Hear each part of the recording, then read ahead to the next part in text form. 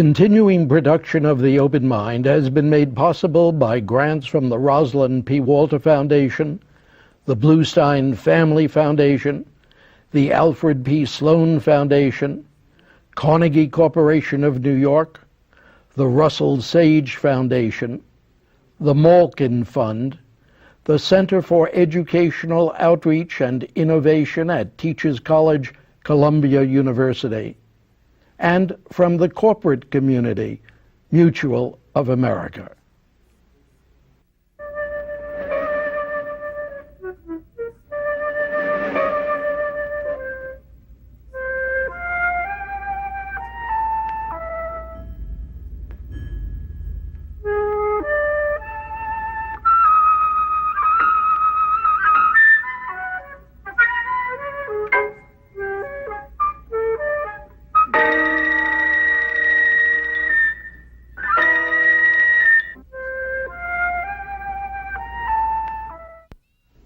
I'm Richard Heffner, your host on The Open Mind.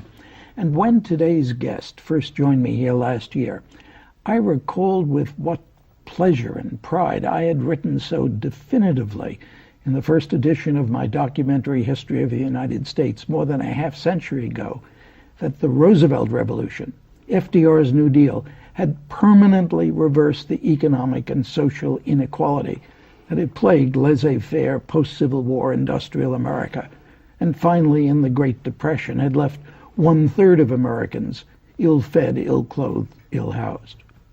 But I had been wrong, or at least I feel that today we Americans should recognize that we are experiencing a real counter-revolution, for now various New Deal programs themselves seem to have become an endangered species, and income inequality in our nation seems once again to point to an ever-widening gap between rich and poor Americans.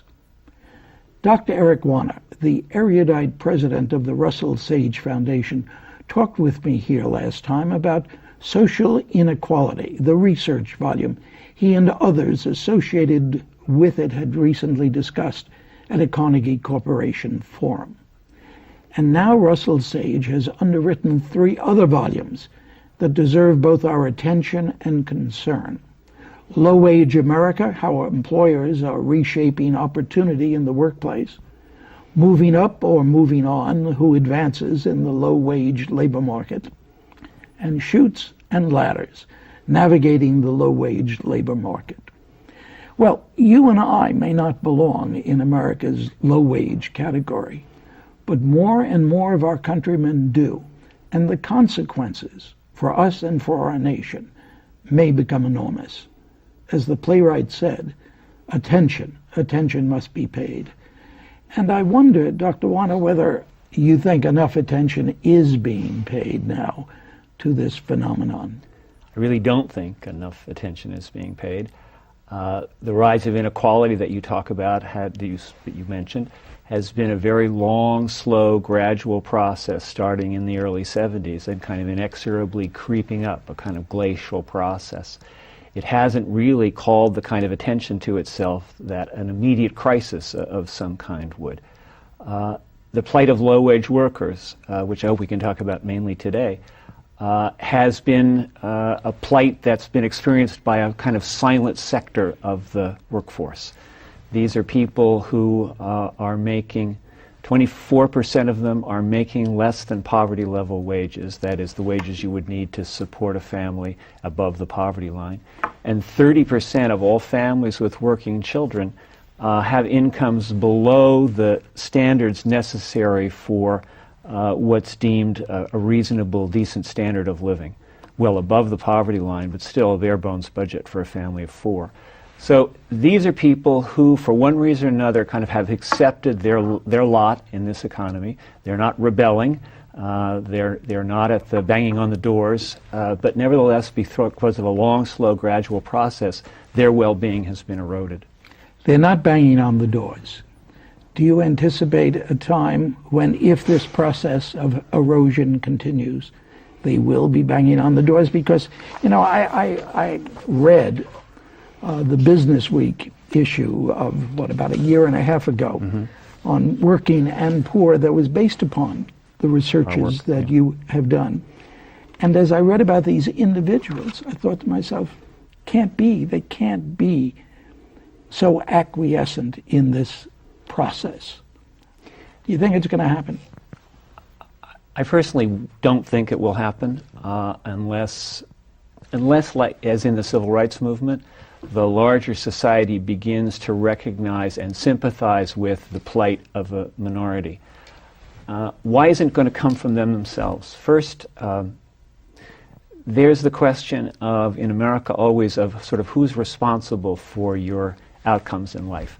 Are you personally, individually responsible, or is the system in some way responsible? In the U.S., the American dream says that if you have the ability and the energy and you work hard, you will get ahead. And people generally believe that. In the New York Times series on social inequality that's recently concluded, they did a poll of their own and found overwhelming belief that you can get ahead based on your own individual hard work and merit.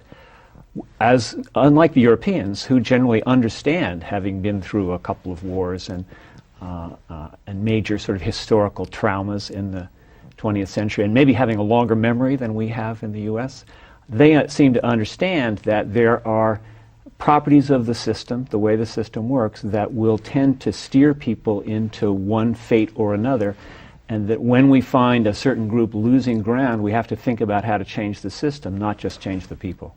Now, are we doing that? No, I don't think we are. We're doing a little bit. So, for example, in one of the books you mentioned, we talk about what you might try to do if you wanted to really repair this problem. One thing we are doing is the Earned Income Tax Credit. This is a federal program of wage subsidies for workers who earn below poverty, workers with children who earn below poverty level wages. And it does indeed bring many workers up above the poverty line, but just barely. If we really, as a society, wanted to eradicate working poverty, one way to do it would be to vastly increase the Earned Income Tax Credit system. This would take money. And in this current environment where we have a large federal deficit and no real political impulse to expand government programs, it's very, very hard to get any political support for such an effort to increase their income tax credit, especially when, and this is important to say, I think, the poor themselves, the working poor themselves, are not a potent political force. But that's the point you made last time, and it's emphasized again now in your researches, that the percentage of people who fall into this low wage level way below when it comes to voting. Yes, that's than right. Those of us who are better well off. That's right. Voting is correlated with education, highly correlated with education. So the more education you get, the more somehow you recognize the collective importance of voting. People who tend to be towards the bottom of the socioeconomic spectrum are very hard-pressed, often single parents, sometimes working more than one job, trying to balance lots of different responsibilities. Voting doesn't seem so important to them, perhaps because with all the responsibilities they're trying to meet, they really don't think the political system is going to do anything for them. It's a vicious circle if you think about it for a minute. They think the political system is tuned to help other people, not them. They don't participate in the political system, therefore the political system doesn't pay much attention to their needs. Eric, let me ask you a question. How accurate is that perception on their part? Well, let me talk a little bit about a new piece of research that we've just supported, and enough of it's been done so I think I can preview the results a little bit. We all know that the political system, or we think we know, pays more attention to the rich than the poor. And this is support that we've recently given to a political scientist at Princeton named Martin Gillens, who's working on a way to find out how much more the political system pays attention to the rich than to the poor. And what he's done is to go through you'll have to stop me if I get too technical, but to go through about 50 different surveys which ask people their opinions of particular policies, like, do you favor an increase in the minimum wage? Or do you favor an increase in the Earned Income Tax Credit of the sort we were just talking about? And then for each one of those questions on all these surveys covering 20-year period, in 1980 to 2002, he divides up the respondents into the slices of the income distribution from which they come, lowest fifth, middle fifth, top fifth. Basically, what he finds in a preliminary analysis of his data, that the rich, if the rich favor a policy, it has about a 4 times more chance of being enacted than if they don't like the policy. That compares to the middle income quintile, where if they like it, it's about twice as likely to be enacted as if they don't like it, and the poor much, much less than that. But here's a very interesting part of his results. He looked at just policies where the top quintile, the rich, disagree with the middle quintile. And on those policies, the rich tend to get their way. And if the middle income quintile disagrees, they don't get their way. In other words, the interests of the rich predominate over the interests of the median voter. And as you probably know, in political theory, the idea was most of politics would crowd into the middle, and it would be the middle voter that the political parties would be trying to satisfy. What Professor Gillens has shown is that it appears that the top quintile has much, much more influence than the middle quintile, which may have no influence at all when it disagrees with the rich. Now, isn't the key question, you talked about a 20-year period. Yes. What's happened over that 20-year period? Invite me back. It'll be another, no, shamelessly negotiating here. It'll be another 15 months, a year before we have that answer. Maybe you should have Professor Gillens when his book is ready, because he will have an answer to that question, and that's exactly one thing we want to track.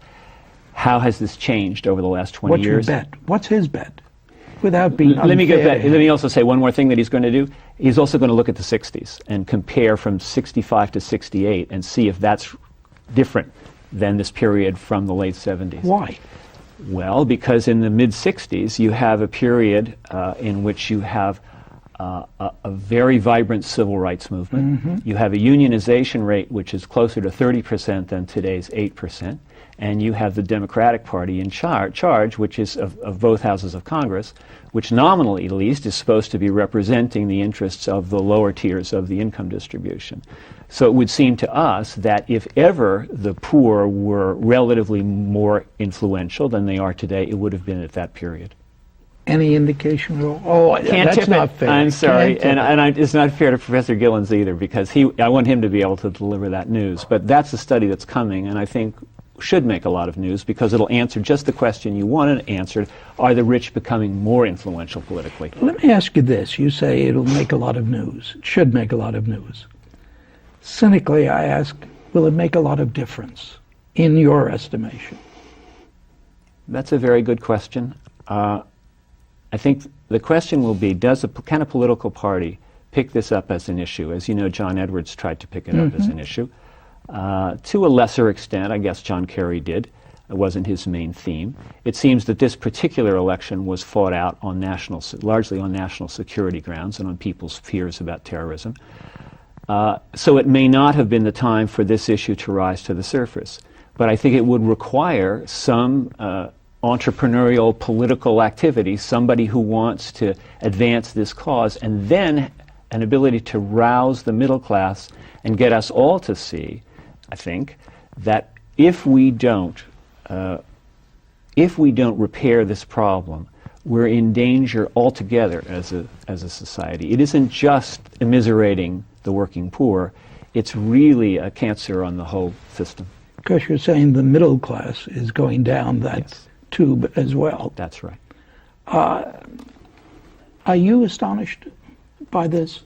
Or maybe a better question would be, at what point over the past 20, 30 years, though you're a young man, so I shouldn't stretch it off that far, but at what point were you going to be less surprised by these figures? When did you feel we were making that shift in our national paradigm?